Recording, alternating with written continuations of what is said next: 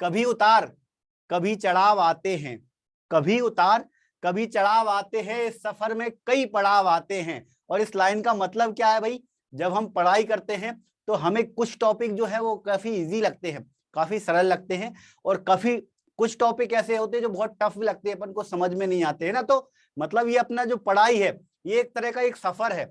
इस सफर में कभी तो अपन को उतार लगता है, कभी चढ़ाव लगता है। उतार मतलब बहुत इजी चीज लगेंगी, कई बार चढ़ाव लगेगा मतलब बहुत टफ लगेंगी ना।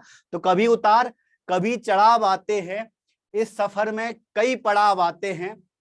क्यों समेटते हो पंख आंधियों आंधियों को देखकर, क्यों समेटते हो पंख आंधियों को देखकर, हवा के रुख तो खुद बहाव लाते हैं। भाई अपन को ये कठिनाई वाली जो चीजें हैं, कठिन वाली टॉपिक है, इनसे बिल्कुल भी नहीं घबराना है, ठीक है। देखो कुछ चीजें आपको अपने दिमाग में बिठाना पड़ेगा।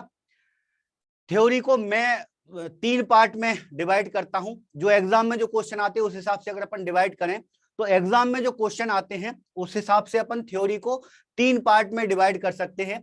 3 पार्ट कौन कौन से हैं? पहला तो थ्योरेटिकल, थ्योरेटिकल जिसमें अपन को कॉन्सेप्ट समझना पड़ता है। अगर अपन उसमें याद करने वाली कोई चीज नहीं होती, इसमें तो आपको इत्मीनान से बैठना पड़ेगा, चीजों को समझना पड़ेगा। जैसे अपन बायोकेमिस्ट्री, क्लिनिकल बायोकेमिस्ट्री पढ़ रहे थे, तो लीवर किस तरह से काम करता है, किडनी किस तरह से काम करती है, हार्ट में पंपिंग किस तरह से होती है, ब्लड का सर्कुलेशन किस तरह से होता है, ये सब कुछ जो है वो एक थ्योरेटिकल पार्ट है। कॉन्सेप्ट इसमें आपको अच्छे से समझना पड़ेगा, है ना। तो पहली चीज क्या हो गई? Theoretical question. दूसरे टाइप के क्वेश्चन आते हैं मेमोरेबल, जिनको आपको याद करना पड़ता है, उसमें अपन को दिमाग नहीं लगाना पड़ता ज्यादा, उसमें बैठ के इत्मीनान से पढ़ना नहीं, उसमें तो बार बार पढ़ते जाओ, बार बार प्रैक्टिस करते जाओ, बार बार रटते जाओ, दीवार पे चिपका लो तो देखते जाओ, है ना। तो थ्योरी में ऐसे कई पॉइंट आते हैं, जैसे अपन ने विटामिन पढ़े, विटामिन में अपन ने 13 विटामिन के नाम याद रखना है अपन को, है ना। जब अपन शुरुआत में कार्बोहाइड्रेट, लिपिड, प्रोटीन ये पढ़ रहे थे तो उस टाइम पर भी बहुत सारे पॉइंट ऐसे थे जो अपन को याद करने पड़ रहे थे। तो दूसरे टाइप के जो पॉइंट होते हैं वो होते हैं मेमोरेबल पॉइंट। तीसरे वाले जो क्वेश्चन आते हैं वो आते हैं लॉजिकल। उनमें पढ़ाई कोई काम आती नहीं है।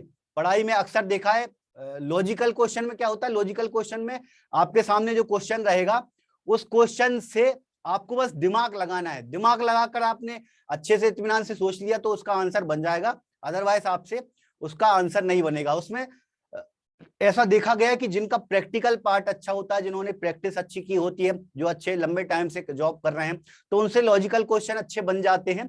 लेकिन फिर भी प्रैक्टिकल पार्ट भी किसी का अच्छा हो तो भी कई बार ऐसा होता है कि लॉजिकल क्वेश्चन नहीं बनते,